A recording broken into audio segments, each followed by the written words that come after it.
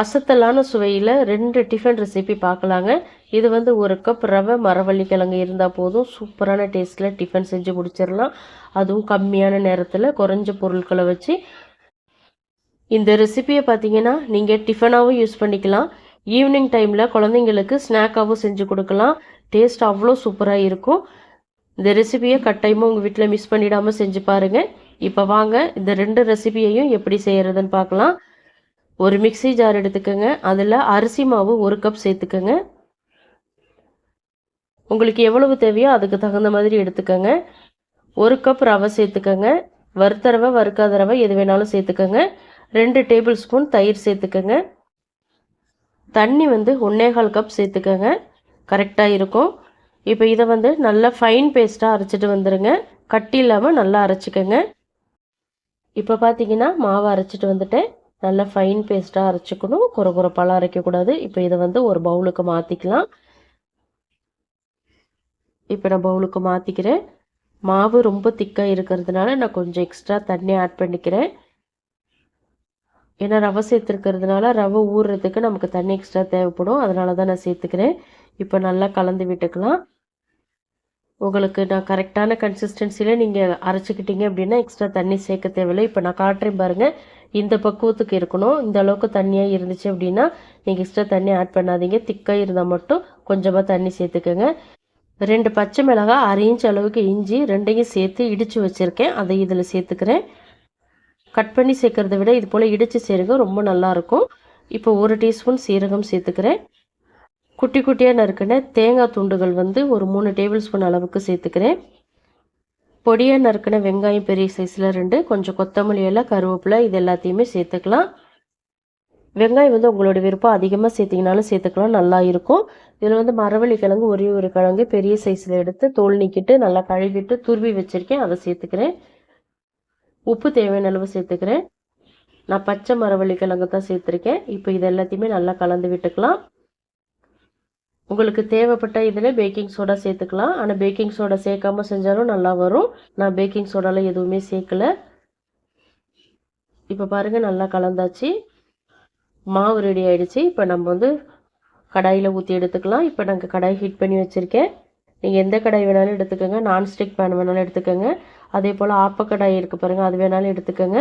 அதே போல் தோசை தவாயிலையும் செய்யலாம், பனியார கல்லுலையும் செய்யலாம்.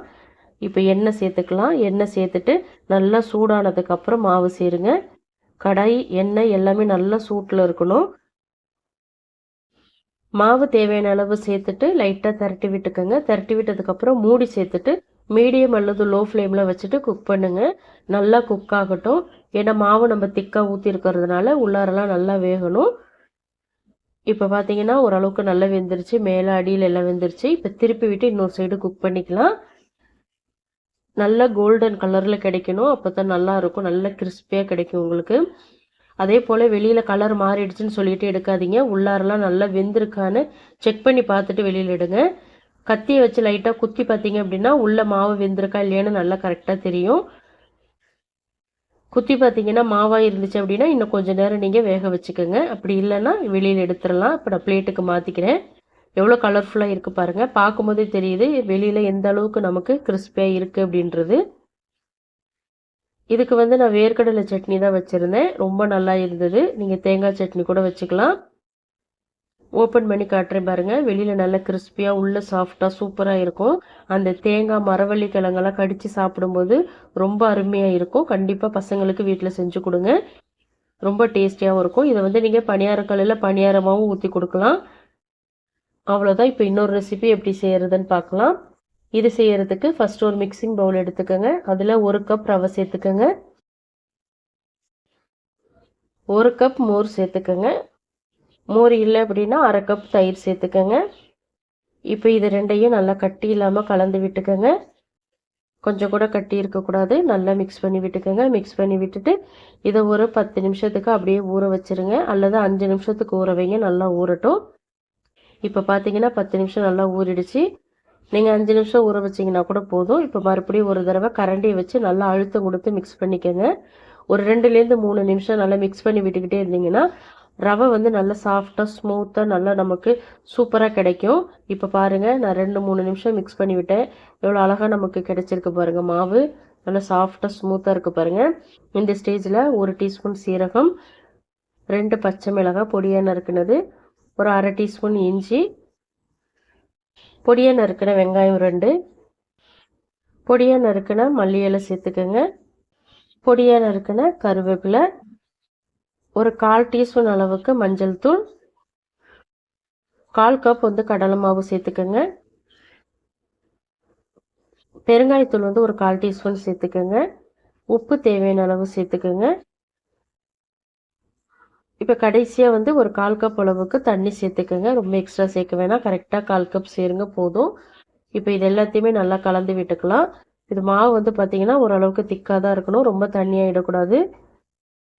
ஒருவேளை உங்களுக்கு தண்ணி ஆயிடுச்சு அப்படின்னா நீங்கள் கடலை மாவு ஆட் பண்ணிக்கோங்க. இப்போ பாருங்கள், நான் காட்டுறேன், இந்த பக்குவத்துக்கு இருக்கணும், இந்த கன்சிஸ்டன்சிக்கு இருக்கணும். நமக்கு மாவு ரெடி ஆகிடுச்சு. இதுலேயும் பேக்கிங் சோடாலாம் சேர்க்க தேவையில்லை. ஒரு கடாய் ஹீட் பண்ணி வச்சுருக்கேன், அதில் எண்ணெய் சேர்த்துக்கலாம். இந்த மாவு வந்து நீங்கள் பணியாரமாகவும் ஊற்றி எடுத்துக்கலாம், அல்லது தோசைக்கல்லில் தோசை போலவும் நீங்கள் ஊற்றி எடுத்துக்கலாம், அடை தோசை போல். இப்போ சின்ன குழிக்கரண்டியில் 2 குழிக்கரண்டி மாவு சேர்த்துட்டு நல்லா மெலிசாக திரட்டி விட்டுக்கோங்க. இது வந்து திக்காக ஊற்றக்கூடாது, ஓரளவுக்கு மெலிசாக தான் ஊற்றணும். மெலிசாக திரட்டி விட்டதுக்கப்புறம் மூடி சேர்த்துட்டு லோ அல்லது மீடியம் ஃப்ளேமில் வச்சுட்டு நல்லா குக் பண்ணுங்கள். இது வந்து சீக்கிரமாக குக் ஆகிடும், ரொம்ப டைம் எடுக்காது.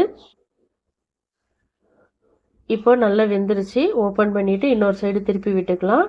2 சைடு நமக்கு நல்லா டார்க் கோல்டன் கலரில் கிடைக்கணும், அது வரைக்கும் திருப்பி திருப்பி விட்டு நல்லா குக் பண்ணிக்கோங்க.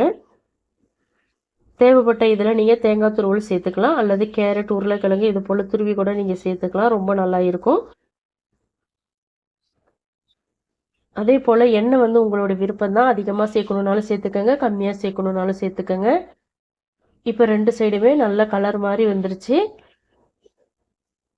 இந்த அளவுக்கு நமக்கு கலர் கிடைக்கணும். இப்போ வெளியில் எடுத்துக்கிறேன். இது வந்து வெளியில் நல்லா கிறிஸ்பியாக இருக்கும், உள்ளே சாஃப்டாக இருக்கும். இதை வந்து அப்படியே சாப்பிட்லாம், அப்படி இல்லைன்னா தேங்காய் சட்னி வச்சு சாப்பிட்லாம், அதுவும் இல்லைன்னா சாஸ் அல்லது கெச்சப் வச்சு கொடுங்க, ரொம்ப நல்லா இருக்கும். இப்போ பிளேட்டுக்கு நான் மாற்றிக்கிறேன். இது போல் நிறைய ரெசிபிஸ் நம்ம சேனலில் நான் அப்லோட் பண்ணியிருக்கேன், டிஸ்கிரிப்ஷன் பாக்ஸில் லிங்க் தரேன், மறக்காமல் ஃப்ரீ டைமில் போய்ட்டு செக் பண்ணி பாருங்கள். அதே போல் சட்னி ரெசிபிஸும் நிறைய அப்லோட் பண்ணியிருக்கேன், சப்பாத்திக்கு கிரேவி ரெசிபிஸும் நிறைய அப்லோட் பண்ணியிருக்கேன். ஃப்ரீ டைமில் போய்ட்டு நம்ம சேனலை செக் பண்ணி பாருங்கள். இப்போ நான் பிரித்து காட்டுறேன் பாருங்கள், அவ்வளோ முறுமுறுன்னு இருக்கும் வெளிப்பக்கம், உள்ளாரெல்லாம் நல்லா சாஃப்டாக இருக்கும். அந்த வெங்காயத்தோடு சாப்பிடும்போது ஃப்ளேவர்ஃபுல்லாக இருக்கும். கண்டிப்பாக பசங்களுக்கு, பெரியவங்களுக்கு எல்லாருக்குமே செஞ்சு கொடுங்க, ரொம்ப இன்ட்ரெஸ்டிங்காக சாப்பிடுவாங்க.